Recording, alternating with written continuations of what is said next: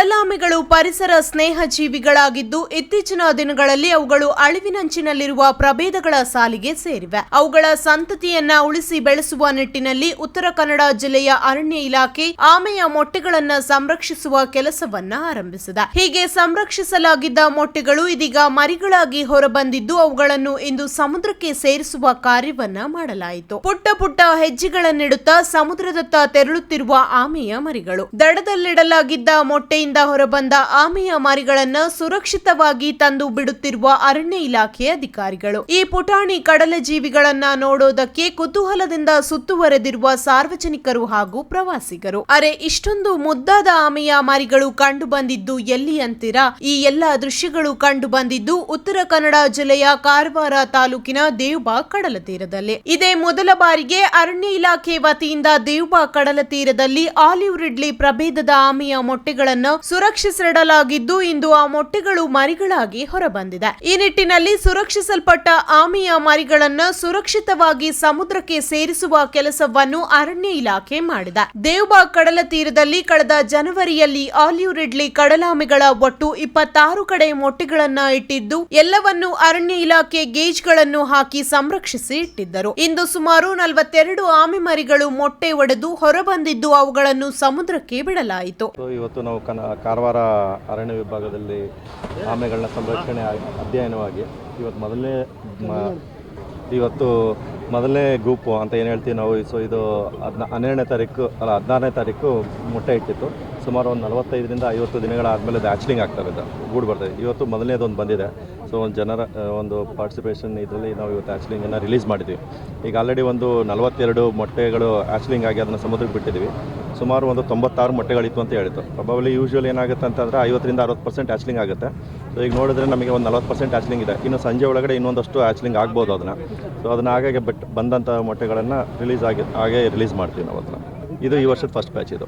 ಹೌದು, ಪ್ರತಿ ವರ್ಷವೂ ಏನಾಗಿತ್ತು, ಲಾಸ್ಟ್ ಇಯರ್ 44 ಇತ್ತು. ಈ ವರ್ಷ ಈಗ ಸದ್ಯದ ಪರಿಸ್ಥಿತಿಗೆ 26 ಇದೆ. ಏಕೆಂದ್ರೆ ಇದು ಇನ್ನೂ ಒಂದು ತಿಂಗಳು ಅಷ್ಟು ಮೊಟ್ಟೆಗಳು ಆಮೆ ಮೊಟ್ಟೆ ಇಡಲಿಕ್ಕೆ ಬರ್ತದೆ. ಅಂದರೆ ಫೆಬ್ರವರಿ ಕಂಪ್ಲೀಟ್ ಬರುತ್ತೆ. ಅದು ಲಾಸ್ಟ್ ಒಂದು ಮೇವರೆಗೂ ಹ್ಯಾಚ್ಲಿಂಗ್ ಆಗ್ತಾನೆ ಇರ್ತದೆ.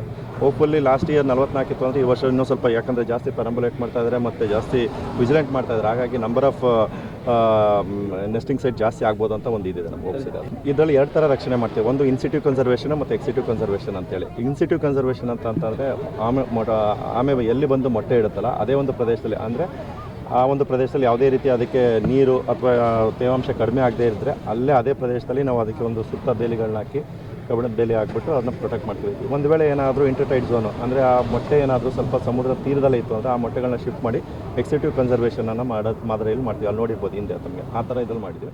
ಇನ್ನು ಆಮೆಗಳಲ್ಲಿ 7 ಪ್ರಭೇದಗಳಿದ್ದು ರಾಜ್ಯದ ಕಡಲ ತೀರದಲ್ಲಿ 3 ಬಗೆಯ ಕಡಲಾಮೆಗಳನ್ನು ಗುರುತಿಸಲಾಗಿದೆ. ಅವುಗಳಲ್ಲಿ ಆಲಿವ್ ರಿಡ್ಲಿ ಕಡಲಾಮೆ ಮಾತ್ರ ಕಡಲ ತೀರದಲ್ಲಿ ಮೊಟ್ಟೆ ಇಡುವ ಪ್ರಭೇದವಾಗಿದೆ. ಕಡಲಾಮೆಗಳ ಸಂತತಿ ಅಳಿವಿನಂಚಿನಲ್ಲಿರುವ ಕಾರಣದಿಂದ ಜಿಲ್ಲೆಯ ಅರಣ್ಯ ಇಲಾಖೆ ಅವುಗಳ ರಕ್ಷಣೆಗೆ ಕೋಸ್ಟಲ್ ಮೆರೈನ್ ಅಂಡ್ ಇಕೋಸಿಸ್ಟಮ್ ಎನ್ನುವ ವಿಭಾಗವನ್ನು ರೂಪಿಸಿದೆ. ಇದರಡಿಯಲ್ಲಿ ಈಗಾಗಲೇ ಕಾರವಾರ ವಿಭಾಗದ ದೇವಬಾಗ್ ವಿಭಾಗದಲ್ಲಿ ಸುಮಾರು 26 ಕಡೆ ಕಡಲಾಮೆಗಳು ಮೊಟ್ಟೆಯನ್ನ ಇಟ್ಟಿದ್ದು 1500ಕ್ಕೂ ಅಧಿಕ ಆಮೆಯ ಮೊಟ್ಟೆಗಳನ್ನು ಸಂರಕ್ಷಿಸಲಾಗಿದೆ. ಅಲ್ಲದೆ ಆಮೆಯ ಗೂಡುಗಳ ಕುರಿತು ಮಾಹಿತಿ ನೀಡುವ ಸಾರ್ವಜನಿಕರಿಗೆ 1,000 ರೂಪಾಯಿ ಸಹಾಯಧನ ನೀಡುತ್ತಿದ್ದು ಇದರಿಂದ ಸಾರ್ವಜನಿಕರಿಂದಲೂ ಇದೀಗ ಕಡಲಾಮೆ ಸಂತತಿ ರಕ್ಷಣೆಗೆ ಸಹಕಾರಿಯಾಗಿದೆ. ಇನ್ನು ಕಡಲಾಮೆಗಳು ಕಡಲ ಪರಿಸರದ ಸಮತೋಲನ ಕಾಯ್ದುಕೊಳ್ಳುವಲ್ಲಿ ಪ್ರಮುಖ ಪಾತ್ರ ವಹಿಸುವುದರಿಂದ ಅವುಗಳ ರಕ್ಷಣೆ ಅಗತ್ಯವಾಗಿದೆ. ಹೀಗೆ ಸಂರಕ್ಷಿಸಲ್ಪಟ್ಟ ಆಮೆಯ ಮೊಟ್ಟೆಗಳಿಂದ ಹೊರಬಂದ ಮರಿಗಳನ್ನ ಕಾರವಾರದಲ್ಲಿ ಇದೇ ಮೊದಲ ಬಾರಿಗೆ ಸಮುದ್ರಕ್ಕೆ ಬಿಟ್ಟಿದ್ದರಿಂದ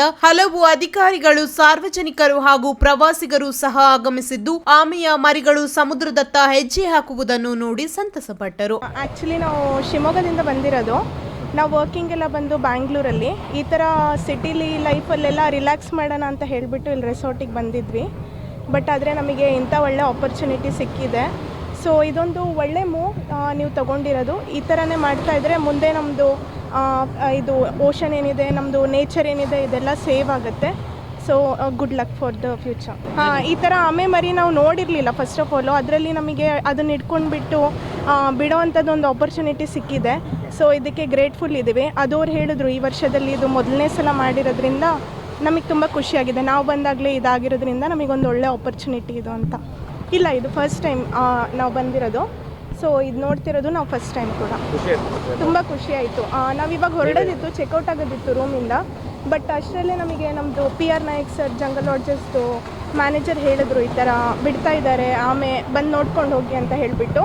ನಾವೇನು ಅಂದ್ಕೊಂಡ್ವಿ ದೊಡ್ಡ ಆಮೆ ಎಲ್ಲ ಬಿಡ್ತಾ ಇರ್ತಾರೆ ಅಂತ. ಬಟ್ ಇದು ಮೊಟ್ಟೆಯಿಂದ ಬಂದು ಮರಿಯಿಂದ ಈ ಥರ ಬಿಡೋದು ನಾವು ಅಂದ್ಕೊಂಡಿರಲಿಲ್ಲ. ಸೊ ನೋಡಿಬಿಟ್ಟು ಆಮೆ ನೋಡಿಬಿಟ್ಟು ತುಂಬ ಖುಷಿ ಆಯಿತು. ಸೊ ನೀರಲ್ಲಿ ಬಿಟ್ಟಿದ್ದು ಎಲ್ಲ ನಮಗೆ ತುಂಬ ಖುಷಿಯಾಗಿದೆ. ಕಳೆದ ವರ್ಷ ಕರಾವಳಿ ಭಾಗದಲ್ಲಿ 1.5 ಲಕ್ಷ ಆಮೆಗಳನ್ನು ರಕ್ಷಿಸಿ ಬಿಡಲಾಗಿತ್ತು. ಇದೀಗ ಹಲವು ಕಡೆ ಆಮೆಯ ಮೊಟ್ಟೆಗಳು ಪತ್ತೆಯಾಗುತ್ತಿದ್ದು, ಅಳಿವಿನಂಚಿನಲ್ಲಿರುವ ಕಡಲಾಮೆಯ ಸಂತತಿಯನ್ನು ರಕ್ಷಿಸುವ ನಿಟ್ಟಿನಲ್ಲಿ ಅರಣ್ಯ ಇಲಾಖೆ ಕೈಗೊಂಡಿರುವ ಕಾರ್ಯ ನಿಜಕ್ಕೂ ಶ್ಲಾಘನೀಯ. ಸಾರ್ವಜನಿಕರು ಸಹ ಅರಣ್ಯ ಇಲಾಖೆಯೊಂದಿಗೆ ಕೈಜೋಡಿಸಿದ್ದಲ್ಲಿ ಕಡಲಾಮೆ ಸಂತತಿಯ ಅಭಿವೃದ್ಧಿಗೆ ಸಹಕಾರ ಆಗೋದ್ರಲ್ಲಿ ಅನುಮಾನವಿಲ್ಲ.